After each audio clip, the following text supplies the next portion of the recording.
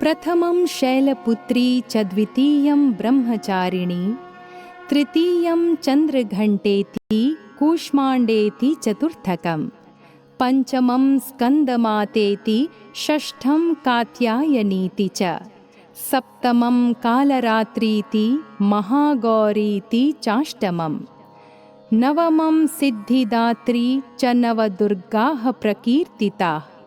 उक्तान्येतानि नामानि ब्रह्मणैव महात्मना। तो राघव, सुमन, बताओ, मैं तुम्हें माँ दुर्गा के किन किन रूपों के बारे में बता चुकी हूँ? मैं बताऊं दीदी? हाँ सुमन, बताओ।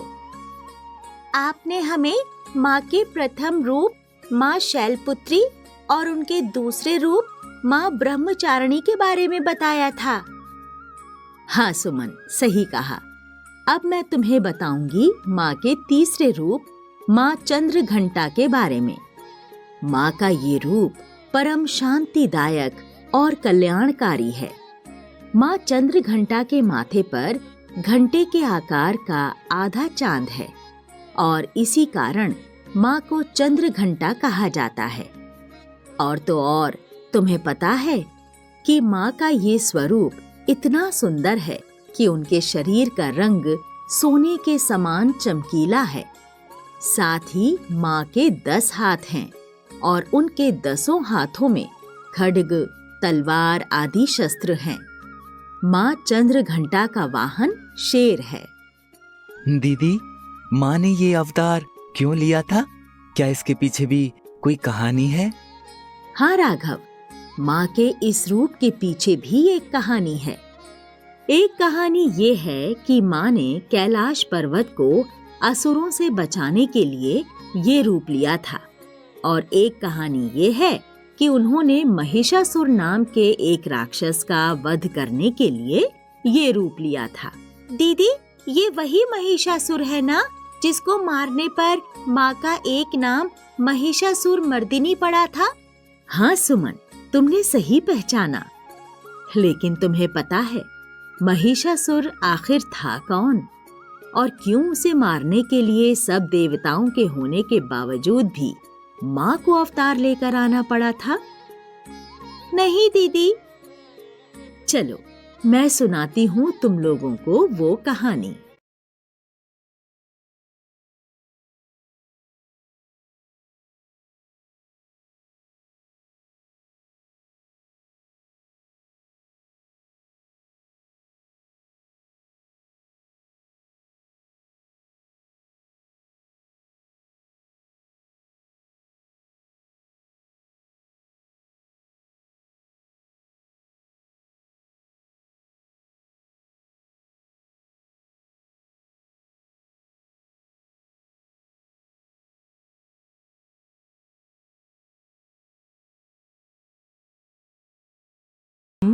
चंद्रघंटेति विश्रुता।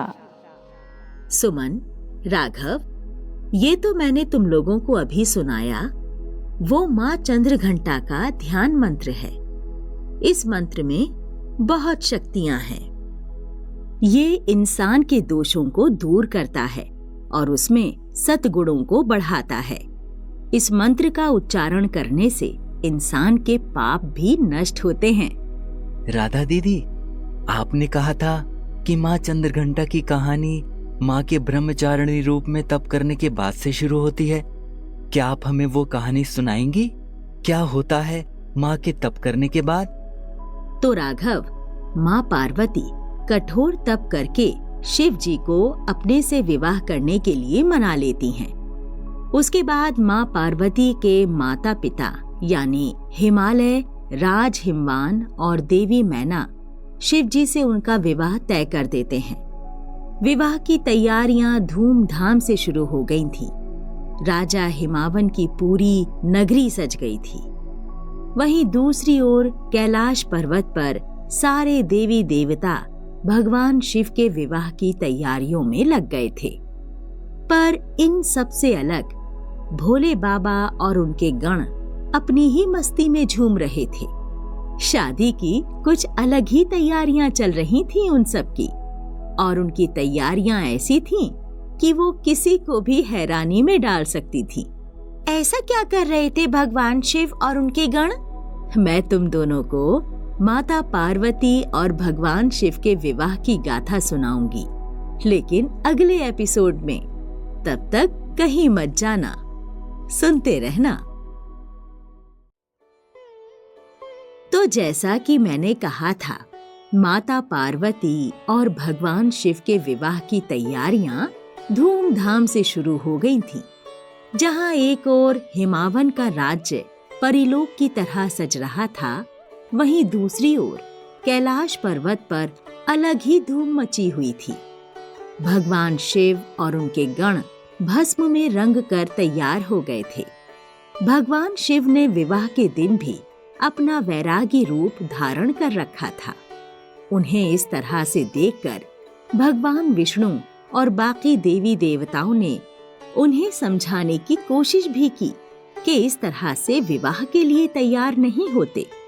उन्होंने उनसे बहुत कहा कि विवाह में राजकुमार की तरह कपड़े पहने जाते हैं, पर भोलेनाथ ने उन लोगों की कोई बात नहीं सुनी और वो निकल गए अपनी भूतों की टोली लेकर माँ पार्वती से ब्याह करने के लिए। अब हुआ ये कि जैसे ही वो अपने वैरागी रूप में हिमवान के महल पहुंचे, वहां उन्हें इस तरह से देखकर सब घबरा गए। भूत प्रेतों को शायद ही किसी ने पहले कभी किसी बारात में देखा होगा। भूतों की बारात तो सिर्फ शिव भगवान ही लेकर आ सकते हैं। सब लोग कितना डर गए होंगे ना दीदी? हाँ, डर तो गए थे। पार्वती जी की सारी सहेलियां, उनके सारे रिश्तेदार डर गए थे। लेकिन इस सब का सबसे ज्यादा असर हुआ पार्वती जी की माँ मैनावती पर। वो जब बारात का स्वागत करने आईं और उन्होंने शिव को अपने वैरागी रूप में देखा, तो वो चक्कर खाकर गिर ही गईं। फिर क्या हुआ दीदी? आगे जो हुआ वो एक बहुत ही प्यारी कहानी है। महादेव ने एक लीला रची थी और उसके बारे में मैं तुम्हें आगे के एपिसोड में सुनाऊंगी। दीदी, आपने हमें पिछली बार बताया था कि माँ भोलेनाथ का वैरागी रूप देखकर चक्कर खाकर गिर गई थी। फिर क्या हुआ? तो जब मैनावती को होश आया, तो वो बार बार सबसे कहने लगी कि वो शिव जैसी वैरागी से अपनी बेटी का विवाह नहीं करवा सकती। वो अपनी बेटी के लिए इतना डर गई थी कि वो जिद पर अड़ गईं कि वो ये शादी नहीं होने दे सकती। इसलिए अब बात पार्वती जी ने संभाली। उन्होंने भगवान शिव से विनती की कि वो राजकुमारों जैसा रूप रख कर आएं, जिससे कि उनकी माँ को संतुष्टि हो जाए। पार्वती जी का इतना कहना था कि शिव जी उनकी बात झट से मान गए और वो अपना वैरागी रूप छोड़कर राजकुमार जैसे सजकर आ गए। दीदी, फिर तो इसके बाद उन दोनों की शादी बहुत अच्छे से हो गई होगी ना? कोई और प्रॉब्लम नहीं आई होगी?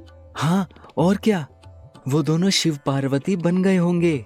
नहीं, इसके बाद भी एक और समस्या आई थी। अब क्या प्रॉब्लम होनी थी? राघव, शादी कोई मामूली चीज थोड़ी ना होती है। एक बहुत बड़ा संस्कार है और इस संस्कार में ऐसे ही कोई अपनी बेटी या बेटे को नहीं बांध देता। इसलिए राजा हिमावन को भी एक समस्या हुई थी शिव जी से। अब वो क्या थी, वो मैं तुम्हें अगले एपिसोड में बताऊंगी। तो अब हुआ ये कि शिव राजकुमार जैसे सजकर आ गए थे। विवाह की सारी रीत शुरू हो गई थी और उसी में एक समय ऐसा आया जब दूल्हा और दुल्हन के पक्ष के लोगों को अपने कुल के बारे में बताना था। अब राजा हिमावन ने सबको अपने कुल के कई लोगों के बारे में बता दिया, लेकिन जब आई बारी शिवजी की तो सब उन्हें देखते ही रह गए, क्योंकि उनके पास अपने कुल के बारे में कुछ भी जानकारी नहीं थी, ना ही किसी को उनके कुल के बारे में कुछ पता था। अब ये जानकर राजा हिमावन और रानी मैना सोच में पड़ गए कि उन्हें अपनी बेटी की शादी किसी ऐसे से करवानी है या नहीं जिसका कोई कुल नहीं है। पार्वती जी भी अपने माँ बाप को इस तरह सोच में डूबा हुआ देखकर परेशान हो गई थीं। हाँ दीदी, मुझे भी याद आया, मैंने भी कभी शिवजी के माता पिता के बारे में नहीं सुना। बेचारे शिवजी। फिर क्या हुआ दीदी? उन्होंने कैसे मनाया पार्वती जी के पेरेंट्स को? ये काम भगवान शंकर ने नहीं किया, ये काम किया नारद मुनि ने। उन्होंने अपने एक वीणा को जोर जोर से बजाना शुरू कर दिया और उससे सबको ये बताया कि शिव का जन्म एक ध्वनि से हुआ है। जैसे ध्वनि से संसार बना था, उसी तरह उससे बने थे शिव। उन्होंने सबको समझाया कि शिव काल है, जिनका ना आदि ना अंत है। उनकी बात सुनकर हिमावन ने खुशी खुशी उन्हें अपना दामाद स्वीकार कर लिया। दीदी, इन सब में माँ के चंद्रघंटा अवतार की कहानी कहाँ आती है? माँ के उस अवतार की कहानी इस पूरी घटना में आने ही वाली है। मैं सुनाऊंगी तुम्हें उस बारे में आगे के एपिसोड्स में। तो जैसा कि मैंने तुम लोगों को बताया था कि शिव और पार्वती जी की शादी पूरी हो गई थी और उस शादी में शिव जी ने पार्वती जी को अपनी अर्धांगिनी के रूप में अपना लिया था। जब उन्होंने पार्वती जी से ये बात कही कि वो उन्हें अपना अर्ध अंग बना रहे हैं, तो पार्वती जी ने उनसे कहा कि वो भी उनकी ही तरह उन्हें अपना हिस्सा बनाना चाहती हैं। इसलिए उन्होंने चंद्रदेव से प्रार्थना की कि वो उनके सिर पर उसी तरह से आ जाएं जैसे वो शिव के सिर पर थे। चंद्रदेव ने उनकी बात झट से स्वीकार कर ली और उस दिन के बाद से उनके सिर पर चंद्रमा है। तो इस तरह से हुई थी भगवान शिव और पार्वती माँ की शादी। दीदी, जब इन दोनों की शादी इतनी अनोखी थी, तो उनकी शादी के बाद जो हुआ होगा वो कितना अनोखा होगा। हाँ सुमन, तुमने सही कहा। शिव और पार्वती की शादी के बाद क्या क्या होता है मैं तुम्हें आगे की कहानी में सुनाऊंगी। आप लोग भी कहीं जाइएगा नहीं, सुनते रहिए ये कहानी। दीदी, आपने कहा था कि आप हमें बताओगे कि शिव और पार्वती जी की शादी के बाद क्या क्या हुआ था। हाँ राघव, तो अब हुआ ये कि पार्वती जी अपने मायके से विदा होकर अपने ससुराल पहुंच गईं। लेकिन उनका ससुराल कोई आम ससुराल तो था नहीं। वो महलों की रहने वाली पार्वती जी शादी करके कैलाश पर्वत पर पहुंच गई थीं। वो कैलाश पर्वत जहां पर ना महलों जैसी सुख सुविधा थी, ना ही कुछ और। जब पार्वती जी वहां पहुंची तो ससुराल वालों के नाम पर वहां सिर्फ शिव जी के गण थे। उन लोगों ने ही पार्वती जी का स्वागत किया। उसके बाद जब पार्वती जी ने कैलाश पर्वत की हालत देखी तो वो दंग रह गईं। वहां हर जगह पर धूल ही धूल थी। पार्वती जी ने वो देखा और मन ही मन मुस्कुराईं। सब गणों ने इतने मन से सब कुछ किया था कि पार्वती जी ने उनसे कुछ नहीं कहा।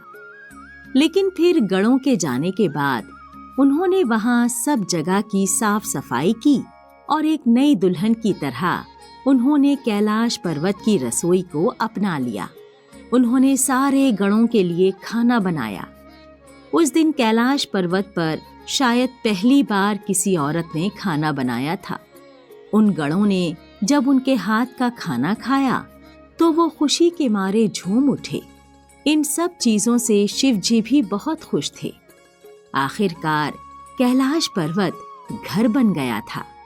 अरे वाह, इसका मतलब पार्वती जी अपने नए घर में खुशी खुशी बस गई थीं। हाँ सुमन, लेकिन जिंदगी थोड़ी अजीब होती है। यहाँ एक खुशी आती है तो उसके पीछे पीछे कोई ना कोई समस्या भी चलकर आ ही रही होती है। पार्वती जी और शिव जी की गृहस्थी में भी एक दिक्कत आने वाली थी। वो दिक्कत क्या थी और कैसे उसने अपना असर डाला था शिवजी और पार्वती जी की हंसती खेलती जिंदगी पर, वो मैं तुम्हें आगे की कहानी में सुनाऊंगी। दीदी, आपने कहा था कि शिवजी और पार्वती जी की लाइफ में प्रॉब्लम्स आने वाली थी। वो क्या प्रॉब्लम थी? सुमन, राघव, युगों पहले एक ताड़कासुर नाम का राक्षस था। उस राक्षस को ब्रह्मा जी का वरदान था कि उसे शिव और पार्वती जी के बेटे के अलावा और कोई नहीं मार सकेगा। और इसी वरदान को पाकर वो ताड़कासुर इतना घमंडी हो गया था कि उसने तीनों लोकों में आतंक मचाना शुरू कर दिया था। उसके आतंक से देवताओं से लेकर इंसानों तक सब लोग परेशान थे। ताड़कासुर को इस बात का घमंड था कि शिव और पार्वती जी की शादी कभी नहीं होगी, क्योंकि वो अच्छे से जानता था कि शिव जी माता सती के जाने के बाद से बहुत उदास थे, इसलिए वो विवाह नहीं करना चाहते थे। लेकिन जब शिव और पार्वती जी का विवाह हो गया तो ताड़कासुर डर गया। उसे डर था कि शिव और पार्वती जी की संतान अब उसे मार डालेगी, इसलिए वो अब तरह तरह के बहानों से उन्हें परेशान करने लगा। और इसी काम के लिए उसने अपनी राक्षसों की सेना से जातुकासुर को चुना, शिव और पार्वती की जिंदगी में दिक्कतें पैदा करने के लिए। क्या किया जातुकासुर ने? ये कहानी जारी रहेगी अगले एपिसोड में। तो अब हुआ यूं कि जब ताड़कासुर को शिव और पार्वती के विवाह के बारे में पता चला तो उसने जातुकासुर नाम के अपने एक दैत्य को भेजा उनकी जिंदगी में दिक्कतें पैदा करने के लिए। ताड़कासुर अच्छे से जानता था कि जातुकासुर कोई आम असुर नहीं था। चमगादड़ की तरह दिखता था वो, और चेहरा इतना डरावना था कि इंसान तो क्या, एक पल के लिए भगवान भी उससे डर जाएं। अब हुआ ये कि जातुकासुर कैलाश पर्वत पर गया। उसने वहां पहुंचते ही आतंक मचाना शुरू कर दिया। वो एक एक करके शिव जी के सारे गणों से लड़ता गया और उन्हें हराता गया। दीदी, जब जातुकासुर वहां पहुंचा तो शिव जी कहाँ थे? उन्होंने क्यों नहीं मारा उस जातुकासुर को? राघव, उस वक्त शिव जी समाधि में बैठे हुए थे, लेकिन जब पार्वती जी ने जातुकासुर को यूं आतंक मचाते हुए देखा तो उन्होंने ठान लिया था कि वो उसे सबक सिखा कर रहेंगी। पार्वती जी ने क्या किया था, ये बात मैं तुम्हें अगले एपिसोड में बताऊंगी। तो जब जातुकासुर कैलाश पर्वत पर पहुंचा तब भगवान शिव समाधि में बैठे हुए थे और पार्वती जी नहीं चाहती थीं कि उनका ध्यान भंग हो, इसलिए उन्होंने खुद उस जातुकासुर को सबक सिखाने का फैसला कर लिया था। जातुकासुर सारे शिवगणों को अपने रास्ते से हटाता हुआ पार्वती जी के पास पहुंचा। उसे लगा था कि पार्वती जी उसे यूं देखकर डर जाएंगी, इसलिए वो उनके पास जाकर उन्हें धमकाने लगा। वो उनसे शिवजी के बारे में उल्टी सीधी बातें करने लगा, लेकिन पार्वती जी समझ नहीं पा रही थीं कि उन्हें क्या करना चाहिए। इसलिए उन्होंने अपनी आंखें बंद की और ध्यान लगाया, और फिर देवी पार्वती ने अपनी आंखें खोली, और जैसे ही उन्होंने अपनी आंखें खोली ऐसा लगा जैसे पृथ्वी और कैलाश दोनों गर्जित हो उठे थे। इस नई माता ने हुंकार भरते हुए असुरों की ओर तीव्र गति से अपने भारी भरकम पग बढ़ाए। असुर जो अब तक हंसते हुए शिवगणों पर अत्याचार कर रहे थे, माता की हुंकार सुनकर डर गए। जब जातुकासुर ने उनका वो रूप देखा तो वो भी डर गया। उसके बाद माता ने अपने चंद्रघंटा रूप में जातुकासुर को उसके अंजाम तक पहुंचाया। तो सुमन, राघव, ये थी माँ चंद्रघंटा की कहानी। उन्होंने अपनी गृहस्थी और अपने गणों को बचाने के लिए ये रूप लिया था। माता का ये रूप बहुत ही शक्तिशाली है। ये बताता है कि एक औरत अगर चाहे तो क्या कुछ नहीं कर सकती। तो बोलो, माँ चंद्रघंटा की जय।